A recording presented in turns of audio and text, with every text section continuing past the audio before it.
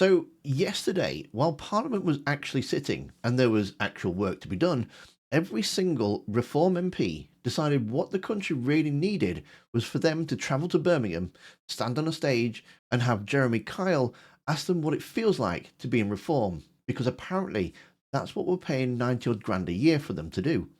And I sat through the entire thing so you don't have to. And honestly, I really want those 2 hours of my life back.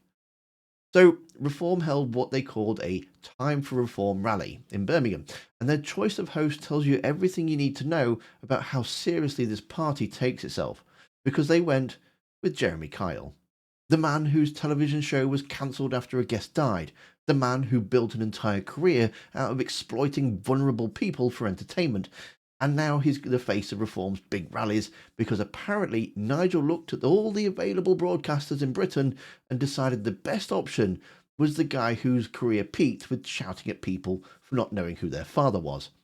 And Kyle opened the whole thing by telling the crowd that 2,500 people had turned up on Monday afternoon, more than the Tories got across their entire conference. And he seemed generally proud of that, which is interesting because he failed to mention that those 2,500 people are actually being addressed by MPs who are supposed to be at work right now. Parliament is literally sitting, but instead all 8 of them have piled into a coach in Birmingham to be interviewed by a man who just shouts at people about DNA tests. It's when you said that she should dump me that we became ex-friends. Well, I'll tell you why that was, because we did a lie No, I'm joking. Right, listen. Jeremy Kyle spent the afternoon lobbing softballs that were so slow, they had practically moss growing on them. Now, I say interviewed in the loosest possible sense, because what actually happened was Jeremy Kyle walked over to a little side stage where all the Reform MPs were sat in a nice little row, and then he proceeded to ask each one of them same variations of, isn't Reform brilliant, and how does it feel to be free, and when do you think Starmer will go, and not a single one of them was challenged on anything. Not a single difficult question was asked. It was essentially a 2-hour group hug with microphones. He's up there asking Richard Tice why he hasn't bought an engagement ring yet. That's the high level of political discourse we're dealing with. What I'm interested in is, what do you hear when you're out and about? What do people say to you on the streets and on the doorsteps? What's the number one issue that Reform must deal with? I think people are just so fed up with the state of the country. Enough is enough, and they can't wait for a general election, and people just enthusing about the sooner it comes, the better. How are you, new boy? I'm very good, and I'm not late this time, unlike on the night of my defection, but it's very good to be here. No, you can't walk on yet. No, I'm building you up. She did the impossible in Runcorn and Helsby. This lady, the First Lady of Reform and a good friend of mine, Sarah Pochin, ladies. That was a bit dramatic, that defection, wasn't it? How was it for you? I mean, it was, the dust has settled a little bit, feeling a bit more calm? Calmer, liberated, inspired, very, very much at home, as Andrew said, as I said on the day. Lee Anderson came on and did his usual shtick of pretending to be the lovable rogue with a side order of misogyny, called Rachel Reeves Rachel from Accounts, David Lammy Calamity Lamity, and made a crack about Angela Rayner's makeover and described West Streeting as a pound shop Mandelson. And the crowd lapped it all up, and, well, why wouldn't they? It's not really substance, it's just nicknames and catchphrases decided to get a cheer from a room full of people who already agree with everything you say. Now here's where it gets properly interesting, because Andrew Rosendale, the newest defector from the Tories, came out and made this big dramatic claim about how liberating it is to be in Reform, because in the Conservative Party every speech he gave had to be approved, and now he's free to say what he truly believes. What's it like, quite right? What's it like, finally then, reaching that moment when you know you're a Reform MP, the shackles are off, the things that you fervently believe in, you can now talk about? A bit like Robert, is it sort of amazing? Do you feel totally different? Do you know, it's like a bird being freed from a cage. Yeah. The problem with the Conservative Party is that everybody's managed. Everybody reads from a script. Yeah. You're told what to do. Are you? I think so, Told yes. what to say? Absolutely. As a shadow minister until 3 weeks ago, every speech I gave had to be approved. Now, I'm free to say what I truly believe in. Is that because you're with a party that trusts your judgment and trusts your ability, you feel? Now I have a party that truly goes with the grain of the British people and goes with my own beliefs. And the crowd absolutely loved that. They ate it all up. But the thing is, we've all seen Dear Youssef and doing interviews where he's asked about Nathan Gill. Look, I've never met Nathan Gill. So. I've never met Nathan Gill. Just to be clear, it was long before my time inside the party. I'm asking about now. And you say you don't believe what so? Nathan Gill did no, was I'm asking treacherous. about now. He has pleaded guilty. I'm asking and about we condemn it in the strongest possible terms, your Victoria. members and politicians I've never now. met him. I was the chairman for a significant I'm not period of asking you time about Nathan Gill. over the last year. I've never met the guy. Nathan Gill is someone I've never met. I've never spoken to. Predates my time. He was a part of Reform, and most people in this country didn't know who Reform was. Look, I have never met. I took over as chairman in the summer of last year. I will tell you, I have never met Nathan Gill in my life. I have never met. And you can practically see the autocue behind his eyes. So after about an hour and a half of Jeremy Kyle telling each MP how wonderful they are, they rolled into a hype video, proper, rally stuff, clips of election wins and defection announcements, and set to dramatic music, and the big man himself emerged, Nigel Farage. And I'll be honest with you, I was already losing the will to live by this point. But what followed was genuinely worth paying attention to, because the hypocrisy on the scale on this speech was absolutely staggering, even by Farage's standards. He then launched into the greatest hits, and I mean that literally, because this is the same speech he's been given for months, with just slightly updated references. Britain is broken, the borders are broken, the economy is broken, the NHS is broken, politics is broken, everything is broken, and only reform will fix it. But when it came to explaining how they'd actually fix it, well, the details were thinner than Richard Tice's ring budget. And then we got to the bit that I think actually shows who Farage is when the mask slips, because he started talking about cutting the welfare budget, and specifically mocking people who claimed benefits for what he called mild anxiety. And the crowd laughed. I mean, they actually laughed, because apparently in the Reform's world, if Nigel Farage personally doesn't consider your mental health condition serious enough, then you should just get on with it. And we will have to cut the welfare budget. Not everybody will like it, but I'm sorry, but mild anxiety, I mean, after a heavy night out, I have mild anxiety.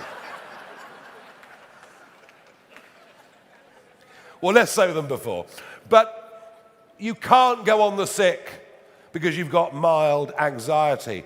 Never mind that your doctor says, or never mind what the clinical assessments say. Nigel had a rough day on Sunday morning once, so your anxiety isn't real. And this is coming from the guy who gets anxious sitting in PMQs because the mean Prime Minister might say something about him. We don't get called. I get 4 or 5 questions a year. I'm not going to sit there and have criticism coming from the PM and everybody else and not have a chance to respond. I'm treated like I'm a spectator, so in future I'll view it from the spectator's gallery. But the absolute crowning moment of hypocrisy, and I mean this is so good it almost feels scripted, is that Farage launched into a rant about working from home, telling the crowd that people aren't more productive working at home and calling it a load of nonsense. But it is an attitudinal change that Britain needs. An attitudinal change to hard work rather than work-life balance. An attitudinal change to the idea of working from home. People aren't more productive working at home. It's a load of nonsense. They're more productive being with other fellow human beings and working as part of a team. This coming from a man who's never held an in-person surgery for his own constituents in Clacton. Let me say that again, because I think it's worth hearing twice. Nigel Farage, the man standing on stage in Birmingham on a Monday afternoon when Parliament is sitting, telling you that working from home is lazy and people need to get back to the office, has never held a single face-to-face surgery for the people who elected him to represent them. And he's literally not at work right now while he's lecturing other people about not being at work. He's in Birmingham doing a rally instead of being in the Commons chamber doing the job he's paid to do. And he has the brass neck to stand there and tell the rest of the country they need a better work ethic. And it's not just him, is it? It's all of them. Every single Reform MP bunked off Parliament yesterday to come to this thing. All 8 of them. Not in the chamber, not in their constituencies, and not holding surgeries. Not meeting constituents, not doing casework. They're in Birmingham being interviewed by Jeremy Kyle about how great they all are. And these are the people who want you to believe they're going to fix the country. They can't even be bothered to turn up to the building where the fixing actually happens. And let's not forget the big solution to the country. Heat pump is the modern, efficient, future-facing technology. A boiler is the old, rattling machine that keeps breaking down. Nigel's big vision is to buy the same machine that got us into this mess, just a slightly newer version of it. They somehow think that you can fiddle with the boiler, replace a couple of spare parts and it'll all be okay. And we say no. We need a brand new boiler and not a heat pump. We need a completely brand new system. The perfect metaphor for his politics, promising a revolution while demanding a return to the 1950s. There's also a brilliant moment in the press Q&A at the end where a local BBC journalist asked Farage about council tax going up in reform-controlled councils, because they made a big song and dance about fixing local government and they were going to be putting up tax. Farage's response is remarkable. Your key promises were to reduce waste and cut tax. So what do you say to voters who might be feeling let down in places like Staffordshire, Warwickshire, where council tax is going up, and in Worcestershire, where one of your councillors, David Taylor, actually resigned over the weekend over plans to raise council tax by nearly 10%. Well, Worcestershire's a total basket case. You know that, I know that. It's on the edge of bankruptcy. We are not in majority control in Worcestershire, so I take that out of the equation. But if we want to talk about Staffordshire, we want to talk about Warwickshire, first point, never once did I say we'd cut council tax. Never once in the campaign did I say we'd do that, because I knew it would be impossible given how tough the finances were. What we said is we would find waste and save money. And across our councils, we've made about £300 million in savings thus far. And this is what frustrates me about reform, because it's the whole pitch. The entire brand is that they're different. They're not career politicians. They're the people's army. They understand real life. They'll actually do things differently.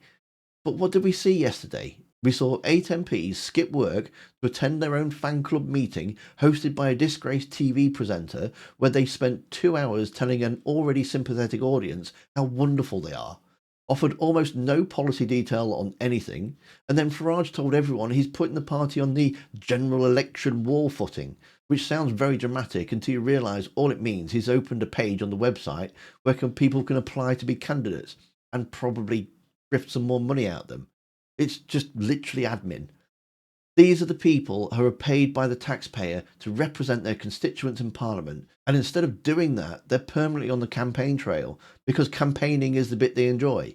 Campaigning is the bit where you get to stand in front of adoring crowds and say, Britain is broken, and get a big cheer.